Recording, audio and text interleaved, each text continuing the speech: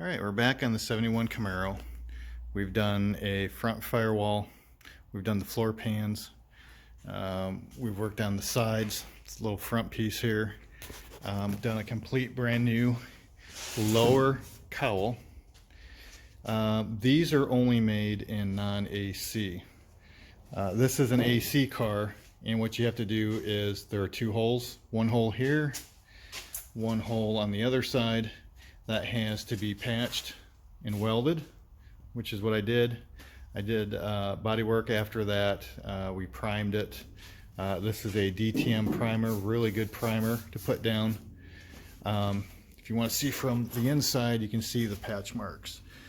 You see this patch there, and there's a patch there. This will get body worked on the inside, and that way you'll never know that this was a non-AC cowl that was put in. But you have no choice if you have an AC car, because that's the only piece that they make for it. This is a factory style seam sealer that we did. This is the factory base primer color for GM in 71, and we're doing the same thing on the back. So let's go to the back. We're not worried about the rust on the back of this. All this gets replaced.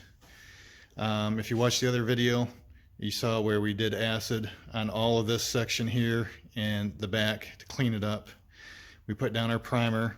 What we're going to do now is we're going to go ahead and sand this with 80 grit. Looks a little rough. We don't really care.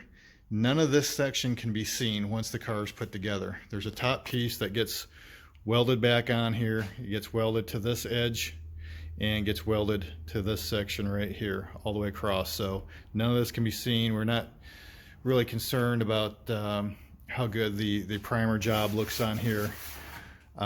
We did use a paintbrush to put this on.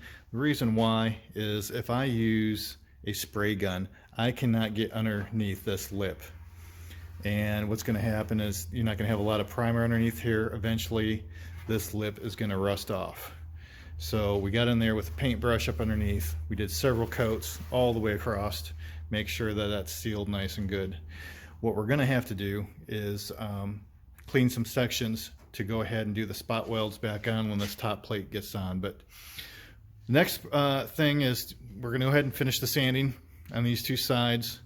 Then I'm going to take undercoating, and we're going to spray undercoating on this whole section through here to help protect it.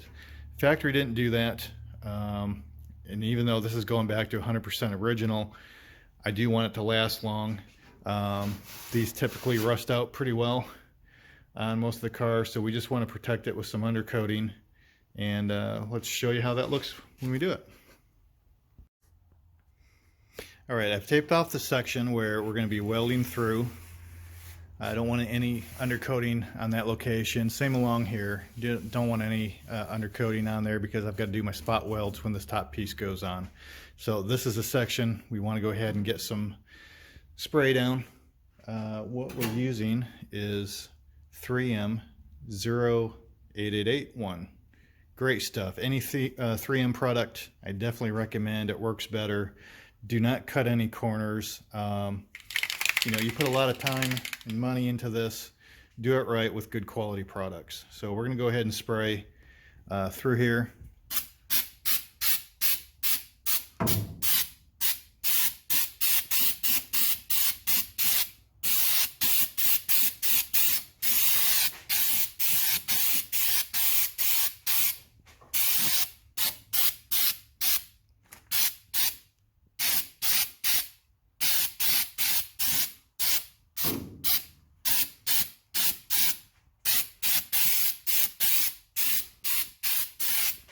All right, good enough. We're gonna let that dry, and then we'll peel the tape back, and then we'll go to the next step. All right, undercoating is done. We pulled the tape off. Next step is this piece. We're gonna prep this piece to go on. We've already cut all our rivet holes, so when this goes on, it'll get spot welded into these spots. This will help create the original look to it. We still have to screw or drill some holes through here all along. If you see this section here, these are locations that you cannot weld to. So it has a little divot here. This is your center. That should not have been drilled there. That was a mistake, so don't do that. Another one here. We're going to skip this, so drill, drill, drill, drill our spots. All right, this piece is all drilled, ready to go. Originally I said that I had drilled this hole here in the middle and it wasn't supposed to be there, so we're going to use that to my advantage. So this piece needs to be centered on the car, so we drew a line right here, right at the center, so that way I can look through here and verify this piece is centered and get it on there. So first thing before we install, we're going to trial fit. So let me get this up on there and then we'll see how close we are. All right, we've got it sitting in there, and let's look at our center. If we look in there and I push down, there we go. You can see right there, pretty close. Might need to move over just a little bit to the left. You can see all these holes pretty close. We can push down, we can get them welded in. Same at the bottom. The bottom's really close. So what we're going to do, I'm going to position this back over just a little bit so that that's completely centered in there. And then we're going to mark each hole with a marker. And then we're going to pull this off and we're going to clean each spot so that when we weld, we can weld to nice fresh metal and we're not trying to burn up some of this primer. All right, we've got all the spots marked, top and bottom. I like to use a die grinder. You can use a piece of sandpaper if you want. And we just hit these spots a little bit.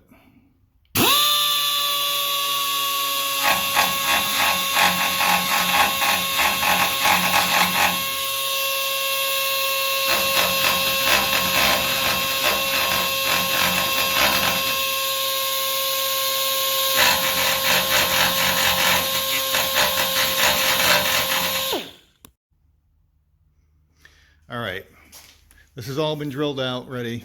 We pulled it off and we marked our locations and we went in there with a die grinder. We cleaned up every spot so that when I go to weld this, we have nice clean metal underneath. It should weld up really nice. Doesn't have to be perfect. I just don't want a lot of this primer burning off when we're trying to do this. All right, so normally, if you're just doing a normal car and just trying to get some stuff done, we could go ahead and weld it in. On this one, I'm going to take a little bit of extra precaution. So we're going to pull this off. We're going to flip it over. We're going to put the factory color primer underneath it. We're going to let that dry. Then we're going to undercoat the bottom of this, just like we did this other side. All of this is completely sandwiched. You'll never see inside there. We're just doing it as a little bit of extra just to keep, the longevity of this lasting a long time and so that it doesn't rust back up.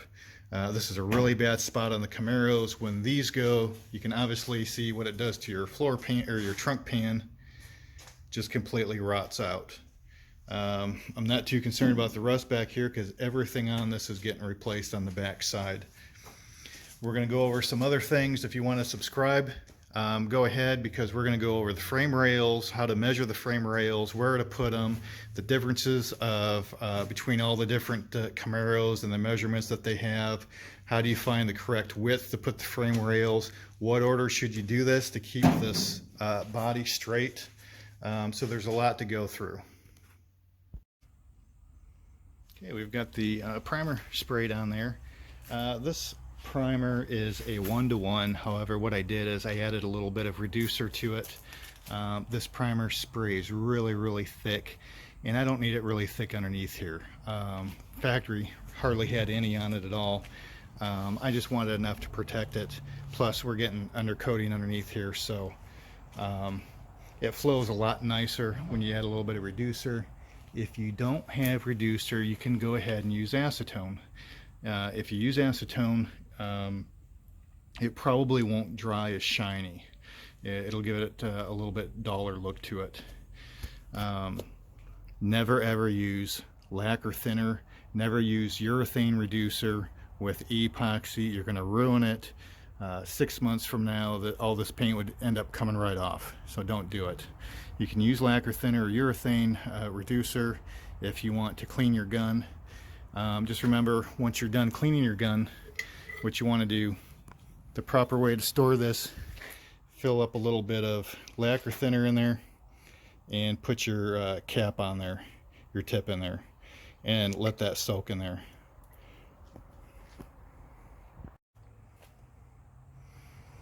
Alright, with this being done, we're going to go ahead and let this dry.